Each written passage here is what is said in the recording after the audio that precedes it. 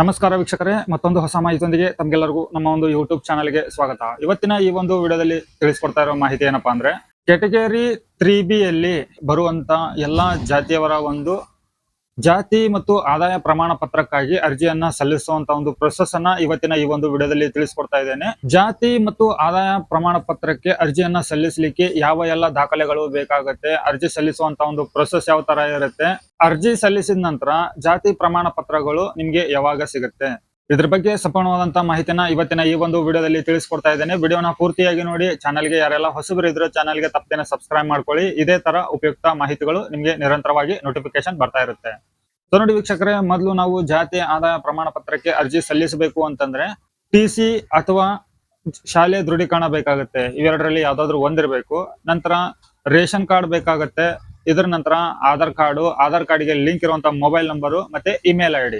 ಹೆಚ್ಚಿನ ದಾಖಲೆಯನ್ನ ಕೂಡ ನೀವು ಅಪ್ಲೋಡ್ ಮಾಡಬಹುದು. ಸೊ ಹಳೆಯ ಜಾತಿ ಪ್ರಮಾಣ ಪತ್ರ ಇದ್ರೂ ಕೂಡ ಒಳ್ಳೇದು. ಸೊ ಅದನ್ನ ಕೂಡ ನೀವು ಅಪ್ಲೋಡ್ ಮಾಡಬಹುದು. ಇದು ಆಪ್ಷನಲ್, ಇದೇನು ಕಡ್ಡಾಯವಾಗಿ ಅಪ್ಲೋಡ್ ಮಾಡಲೇಬೇಕು ಅಂತ ಇಲ್ಲ. ಸೊ ನಿಮಗೇನಾದ್ರೂ ಒಂದು ವೇಳೆ ನಿಮ್ಮ ಜಾತಿ ಮತ್ತು ಆದಾಯ ಪ್ರಮಾಣ ಪತ್ರದ ಬಗ್ಗೆ ಏನಾದ್ರೂ ಡೌಟ್ ಇದ್ದಾಗ ಸೊ ನೀವು ಅಪ್ಲೋಡ್ ಮಾಡಿ ಅದನ್ನ ವೆರಿಫೈ ಮಾಡಿಬಿಟ್ಟು ನಿಮ್ಮ ಒಂದು ಜಾತಿ ಆದಾಯ ಪ್ರಮಾಣ ಪತ್ರ ಅಪ್ರೂವಲ್ ಆದ ನಂತರ ನೀವು ಪಡೆದುಕೋಬಹುದು. ಸೊ ಇವಾಗ ದಾಖಲೆಗಳು ಏನೆಲ್ಲ ಬೇಕಾಗುತ್ತೆ ಅಂತ ಅನ್ನೋದನ್ನ ತಿಳ್ಕೊಂಡಿವಿ. ಇವಾಗ ಅರ್ಜಿಯನ್ನ ಸಲ್ಲಿಸುವ ಒಂದು ಪ್ರೊಸೆಸ್ ಅನ್ನ ನಾನು ನಿಮ್ಗೆ ಇವಾಗ ಕಂಪ್ಯೂಟರ್ ಸ್ಕ್ರೀನ್ ಅಲ್ಲಿ ತಿಳಿಸ್ಕೊಡ್ತೇನೆ. ಮೊದಲು ನಾವು ನಾಡ ಕಚೇರಿ ಪೋರ್ಟಲ್ಗೆ ಲಾಗಿನ್ ಆಗ್ಬೇಕಾಗತ್ತೆ. ಸೊ ನೀವು iWallet ಇಂದ ಆದ್ರೂ ಆಗ್ಬಹುದು ಅಥವಾ ಡೈರೆಕ್ಟ್ ನಾಡ ಕಚೇರಿ 5.0 ಒಂದು ವೆಬ್ಸೈಟ್ ಗೆ ಹೋಗ್ಬೋದು. ಸೊ ಇವಾಗ ನಾನು ಹೊಸ ವಿನಂತಿ ಮೇಲೆ ಕ್ಲಿಕ್ ಮಾಡಿಬಿಟ್ಟು ಅದರ ಕೆಳಗಡೆ ಜಾತಿ ಪ್ರಮಾಣ ಪತ್ರ ಅಂತ ಇದೆ, ಅದ್ರ ಮುಂದೆ ಜಾತಿ ಪ್ರಮಾಣ ಪತ್ರ ಅಂತ ಇದೆ, ಅದನ್ನ ಆಯ್ಕೆ ಮಾಡ್ಕೊಂಡಿದ್ದೇನೆ.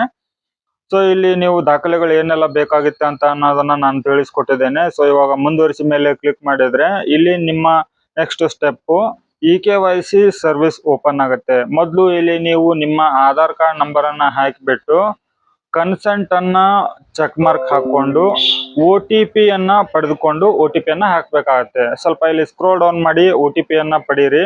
ನಂತರ ನಿಮ್ಮ ಆಧಾರ್ ಕಾರ್ಡಿಗೆ ಲಿಂಕ್ ಇರುವಂತ ಮೊಬೈಲ್ ನಂಬರ್ಗೆ OTP ಹೋಗಿರುತ್ತೆ. ಆ ಒಂದು OTP ಅನ್ನ ನೀವು ಹಾಕ್ಬೇಕಾಗತ್ತೆ. OTP ಹಾಕಿದ ನಂತರ ಸಲ್ಲಿಸ ಮೇಲೆ ಕ್ಲಿಕ್ ಮಾಡ್ಕೊಳ್ಳಿ. ಇದರ ನಂತರ ಈ ಒಂದು ಪೇಜ್ ನಲ್ಲಿ ನಿಮ್ಮ ಜಿಲ್ಲೆ, ತಾಲೂಕು, ಹೋಬಳಿ, ಗ್ರಾಮ ಆಯ್ಕೆ ಮಾಡ್ಕೊಳ್ಳಿ. ಹೋಬಳಿ ಲಿಸ್ಟ್ ನಲ್ಲಿ ನಿಮ್ಮ ಒಂದು ಹೋಬಳಿಯ ಹೆಸರು ಬರದೇ ಇದ್ರೆ ಅವಾಗ ನೀವು ಒಂದು ಟ್ರಿಕ್ ಅನ್ನ ಉಪಯೋಗ ಮಾಡ್ಬೇಕಾಗತ್ತೆ. ನಿಮ್ಮ ತಾಲೂಕನ್ನ ಒಂದ್ಸತಿ ಚೇಂಜ್ ಮಾಡಿ, ಆ ಲಿಸ್ಟಿನಿಂದ ಚೇಂಜ್ ಮಾಡ್ಕೊಳ್ಳಿ. ಸೊ ಅದು ಚೇಂಜ್ ಮಾಡಿದಾಗ ಈ ಲಿಸ್ಟಿನಲ್ಲಿ ನಿಮ್ಗೆ ಬರುತ್ತೆ. ಸೊ ಇದು ಟ್ರಿಕ್ ಅನ್ನ ಉಪಯೋಗ ಮಾಡ್ಕೊಳ್ಳಿ. ಇದರ ನಂತರ ನಿಮ್ಮ ಗ್ರಾಮದ ಹೆಸರನ್ನ ಆಯ್ಕೆ ಮಾಡ್ಕೊಳ್ಳಿ. ಆಯ್ಕೆ ಮಾಡ್ಕೊಂಡ ನಂತರ ಇಲ್ಲಿ ನಿಮ್ಮ ಪ್ರಿಫಿಕ್ಸ್, ಅದ್ರ ನಂತರ ತಂದೆ ಹೆಸರು ಹಾಕ್ತಾ ಇದ್ರೆ ಬಿನ್ ಅಂತ ಸೆಲೆಕ್ಟ್ ಮಾಡ್ಕೊಳ್ಳಿ. ಗಂಡನ ಹೆಸರು ಹಾಕೋದಿತ್ತಂತಂದ್ರೆ ಕೊಮ್ ಅಂತ ಹೇಳಿ ಸೆಲೆಕ್ಟ್ ಮಾಡ್ಕೊಳ್ಳಿ.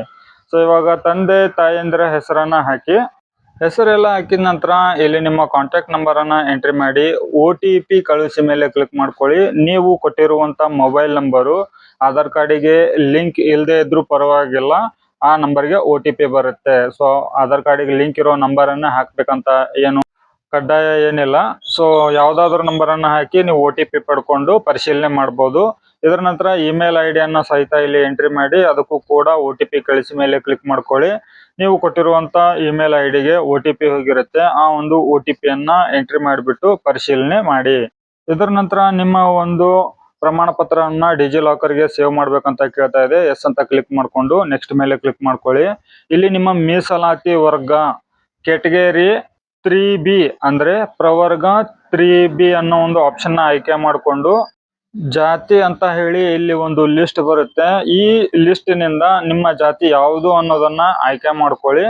ಈ ಲಿಸ್ಟ್ ಅಲ್ಲಿ ಬರುವಂತ ಎಲ್ಲಾ ಜಾತಿಗಳು ಕ್ಯಾಟಗರಿ 3Bಗೆ ಸಂಬಂಧಪಟ್ಟಿರುತ್ತೆ. ಸೊ ಹಾಗಾಗಿ ಅವರ ಒಂದು ಜಾತಿ ಮತ್ತು ಆದಾಯ ಪ್ರಮಾಣ ಪತ್ರ ಎರಡು ಒಟ್ಟಿಗೆ ಬರುತ್ತೆ. ಸೊ ಅದಕ್ಕಾಗಿ ಇಲ್ಲಿ ನಿಮ್ಮ ಕುಟುಂಬದ ವಾರ್ಷಿಕ ಆದಾಯವನ್ನ ಹಾಕ್ಬೇಕಾಗತ್ತೆ. ಜಾತಿ ಮತ್ತು ಪ್ರಮಾಣ ಪತ್ರಗಳು ಎರಡು ಒಟ್ಟಿಗೆ ಬರೋದ್ರಿಂದ. ಸೊ ಇದರ ನಂತರ ನೀವು ಯಾವ ಒಂದು ಉದ್ದೇಶಕ್ಕಾಗಿ ಅನ್ನೋದನ್ನ ಆಯ್ಕೆ ಮಾಡ್ಕೊಳ್ಳಿ. ಸೊ ನಾನು ವಿದ್ಯಾಭ್ಯಾಸ ಅಂತ ಆಯ್ಕೆ ಮಾಡ್ಕೊಂಡು ಮುಂದುವರಿಸಿದ್ದೇನೆ. ಸೊ ಇಲ್ಲಿ ನಿಮ್ಮ ಆಧಾರ್ ಕಾರ್ಡ್ ದಲ್ಲಿ ಇರುವಂತ ಫೋಟೋ ಇಲ್ಲಿ ಡಿಫಾಲ್ಟ್ ಆಗಿ ಫೆಚ್ ಆಗುತ್ತೆ. ನಾವು ಹೇಳಿರುವಂತ ದಾಖಲೆಗಳನ್ನ ಎಲ್ಲವನ್ನು ನೀವು 300 KB ಒಳಗಡೆ PDF ಫಾರ್ಮೆಟ್ ನಲ್ಲಿ ಸ್ಕ್ಯಾನ್ ಮಾಡ್ಕೊಂಡು ರೆಡಿ ಮಾಡ್ಕೊಂಡಿರ್ಬೇಕಾಗತ್ತೆ. ಅಪ್ಲೋಡ್ ಮಾಡುವಂತ ಒಂದು ಸಮಯದಲ್ಲಿ ಒಂದು ವೇಳೆ ನೀವು 300 MB ಗಿಂತ ಜಾಸ್ತಿ ದಾಖಲೆಯನ್ನ ನೀವು PDF ಅಪ್ಲೋಡ್ ಮಾಡಿದ್ರೆ ಇಲ್ಲಿ ಅಪ್ಲೋಡ್ ಆಗೋದಿಲ್ಲ, ಎರರ್ ಬರುತ್ತೆ. ಸೊ ಅದಕ್ಕಾಗಿ ಇಲ್ಲಿ ನಾನು ಗುರುತಿನ ಚೀಟಿಗಾಗಿ ಆಧಾರ್ ಕಾರ್ಡ್ ಅನ್ನ ಅಪ್ಲೋಡ್ ಮಾಡ್ತಾ ಇದ್ದೇನೆ. ಶಾಲೆ ದಾಖಲಾತಿಗಾಗಿ TC ಅನ್ನ ಅಪ್ಲೋಡ್ ಮಾಡಿದ್ದೇನೆ. ವಿಳಾಸದ ಪುರಾವೆಗಾಗಿ ನಾನು ಮತ್ತೆ ಆಧಾರ್ ಕಾರ್ಡ್ ಅನ್ನ ಅಪ್ಲೋಡ್ ಮಾಡ್ತಾ ಇದ್ದೇನೆ. ಇಷ್ಟೆಲ್ಲ ಅಪ್ಲೋಡ್ ಮಾಡಿದ ನಂತರ ಒಂದು ವೇಳೆ ನೀವೇನಾದ್ರೂ ಹೆಚ್ಚಿನ ದಾಖಲೆಯನ್ನ ಅಪ್ಲೋಡ್ ಮಾಡ್ಬೇಕಂದ್ರೆ ಇತರೆ ಅನ್ನೋ ಒಂದು ಆಪ್ಷನ್ ನಲ್ಲಿ ತಂದೆಯವರ TC ಅನ್ನ ಅಪ್ಲೋಡ್ ಮಾಡಬಹುದು ಅಥವಾ ವೋಟರ್ ID ಅನ್ನ ಅಪ್ಲೋಡ್ ಮಾಡಬಹುದು. ಇದೆಲ್ಲವನ್ನ ಅಪ್ಲೋಡ್ ಮಾಡಿ ಸ್ಕ್ರೋಲ್ ಡೌನ್ ಮಾಡಿ ಸಲ್ಲಿಸಿ ಮೇಲೆ ಕ್ಲಿಕ್ ಮಾಡ್ಕೊಂಡ್ರೆ ಇಲ್ಲಿ ನಿಮ್ಮ RD ನಂಬರ್ ಇವಾಗ ಜನರೇಟ್ ಆಗಿದೆ ನೋಡಿ. ಕಾಪಿ ಮಾಡ್ಕೊಂಡು ಓಕೆ ಮೇಲೆ ಕ್ಲಿಕ್ ಮಾಡಿದ್ರೆ ಈ ಸಹಿ ಮುಂದುವರಿಸಿರಿ ಅಂತ ಇಲ್ಲಿ ಒಂದು ಆಪ್ಷನ್ ಬರುತ್ತೆ. ನೆಕ್ಸ್ಟ್ ಒಂದು ಪಾಪಪ್ ಬರುತ್ತೆ. ಆ ಪಾಪಪ್ ನಲ್ಲಿ ನಿಮ್ಮ ಆಧಾರ್ ಕಾರ್ಡಿಗೆ ಮೊಬೈಲ್ ನಂಬರ್ ಲಿಂಕ್ ಇದೆಯಾ ಇಲ್ಲ ಅಂತ ಕೇಳ್ತಾ ಇದೆ. ಎಸ್ ಮೇಲೆ ಕ್ಲಿಕ್ ಮಾಡ್ಕೊಂಡು ಓಕೆ ಮೇಲೆ ಕ್ಲಿಕ್ ಮಾಡ್ಕೊಳ್ಳಿ. ನೆಕ್ಸ್ಟ್ ಪ್ರೊಸೆಸ್ ನಿಮ್ಮ ಒಂದು ಹಸ್ತಾಕ್ಷರ ವೆಬ್ಸೈಟ್ ಗೆ ಕರ್ಕೊಂಡು ಹೋಗುತ್ತೆ. ಆ ಒಂದು ಹಸ್ತಾಕ್ಷರ ವೆಬ್ಸೈಟ್ ನಲ್ಲಿ ನಿಮ್ಮ ಆಧಾರ್ ಕಾರ್ಡ್ ದಲ್ಲಿರೋ ನಂಬರ್ ಅನ್ನ ಎಂಟರ್ ಮಾಡಿಬಿಟ್ಟು ಗೆಟ್ OTP ಮೇಲೆ ಕ್ಲಿಕ್ ಮಾಡ್ಕೊಳ್ಳೋಣ.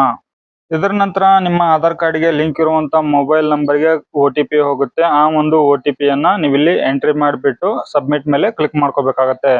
ಸಬ್ಮಿಟ್ ಅನ್ನ ಕ್ಲಿಕ್ ಮಾಡ್ತಾ ಇದ್ದೀನಿ. ಇದರ ನಂತರ ನಿಮ್ಮ ಒಂದು ಹಸ್ತಾಕ್ಷರ ಟ್ರಾನ್ಸಾಕ್ಷನ್ ಕಂಪ್ಲೀಟ್ ಆದ ನಂತರ ಹಣ ಪಾವತಿಸಲು ಮುಂದುವರಿಸಿರಿ ಮೇಲೆ ಕ್ಲಿಕ್ ಮಾಡಿಕೊಂಡು ಇಲ್ಲೊಂದು ಕನ್ಸೆಂಟ್ ಇದೆ ಅದನ್ನ ಅಕ್ಸೆಪ್ಟ್ ಮಾಡಿ ಫೋನ್ ಪೇ ಆಪ್ಷನ್ ಅನ್ನ ಆಯ್ಕೆ ಮಾಡಿಕೊಂಡು ಇಲ್ಲಿ ಕಾಣ್ತಾ ಇರುವಂತ ಸ್ಕ್ಯಾನರಿಗೆ ಫೋನ್ ಪೇ ಇಂದ 40 ರೂಪಾಯಿಯನ್ನ ಆನ್ಲೈನ್ ಮುಖಾಂತರ ಪೇಮೆಂಟ್ ಅನ್ನ ಮಾಡಿ. ಪೇಮೆಂಟ್ ಅನ್ನ ಮಾಡಿದ ನಂತರ ನಿಮ್ಮ ಒಂದು ಪೇಮೆಂಟ್ ಸಕ್ಸಸ್ಫುಲಿ ಆದ ನಂತರ ನಿಮ್ಮ ಒಂದು ಹಣ ನಿಮ್ಮ ಅಕೌಂಟ್ ಇಂದ ಕಟ್ ಆದ ನಂತರ ನಿಮಗೆ ಟ್ರಾನ್ಸಾಕ್ಷನ್ ID ತೋರಿಸ್ತಾ ಇದ್ರೆ ಅಥವಾ ನಿಮ್ಮ ಒಂದು ಎಕ್ನಾಲಜ್ಮೆಂಟ್ ಡೌನ್ಲೋಡ್ ಮಾಡುವಂತ ಒಂದು ಆಪ್ಷನ್ ಬರ್ದೇ ಇದ್ರೆ ಮತ್ತೆ ರೀಲಾಗಿನ್ ಆಗಿಬಿಟ್ಟು ಇಲ್ಲಿ ಒಂದು ಆಪ್ಷನ್ ಅನ್ನ ಆಯ್ಕೆ ಮಾಡ್ಕೋಬೇಕಾಗತ್ತೆ. ಪಾವತಿ ಬಾಕಿ ಉಳಿದಿದೆ ಅಂತ ಹೇಳಿ ಅದ್ರ ಮೇಲೆ ಕ್ಲಿಕ್ ಮಾಡ್ಕೊಂಡ ನಂತರ ನಿಮ್ಮ ಒಂದು ಅಮೌಂಟು ಕಟ್ ಆಗಿರುತ್ತೆ. ಎಕ್ನಾಲಜ್ಮೆಂಟ್ ಡೌನ್ಲೋಡ್ ಆಗಿರೋದಿಲ್ಲ. ಸೊ ಆ ಸಮಯದಲ್ಲಿ ನೀವು ಇದನ್ನ ಉಪಯೋಗ ಮಾಡ್ಕೊಳ್ಳಿ. ಇದರ ನಂತರ ಇಲ್ಲಿ ಪ್ರೊಸೀಡ್ ಟು ಡೌನ್ಲೋಡ್ ಮೇಲೆ ಕ್ಲಿಕ್ ಮಾಡ್ಕೊಳ್ಳಿ. ಇವಾಗ ನಿಮ್ಮ ಒಂದು ಡ್ರಾಫ್ಟ್ ಕಾಪಿ ಕೂಡ ನೀವು ಇಲ್ಲಿಂದ ಡೌನ್ಲೋಡ್ ಮಾಡ್ಕೋಬಹುದು. ಸೊ ಈ ಒಂದು ಕಂಪ್ಲೀಟ್ ಪ್ರೊಸೆಸ್ ಅನ್ನ ನಾನು ನಿಮಗೆ ತಿಳಿಸ್ಕೊಟ್ಟಿದ್ದೇನೆ. ಈ ಒಂದು ವಿಡಿಯೋದ ಬಗ್ಗೆ ಏನಾದರೂ ಡೌಟ್ ಇತ್ತಂತಂದ್ರೆ ತಪ್ಪದೆ ಕಮೆಂಟ್ ಮಾಡಿ. ಈ ಮಾಹಿತಿ ತಮಗೆ ಉಪಯೋಗ ಆಗಿದ್ರೆ ವಿಡಿಯೋಗೆ ಒಂದು ಲೈಕ್ ಕೊಟ್ಟು ಚಾನಲ್ಗೆ ಸಬ್ಸ್ಕ್ರೈಬ್ ಮಾಡಿ. ಇದೇ ತರ ಉಪಯುಕ್ತ ಮಾಹಿತಿಗಳು ನಿಮಗೆ ನಿರಂತರವಾಗಿ ನೋಟಿಫಿಕೇಶನ್ ಬರ್ತಾ ಇರುತ್ತೆ. ಸೊ ಮತ್ತೆ ಹೊಸ ಮಾಹಿತಿಯೊಂದಿಗೆ ಸಿಗ್ತೇನೆ. ಅಲ್ಲಿವರೆಗೂ ಜೈ ಹಿಂದ್.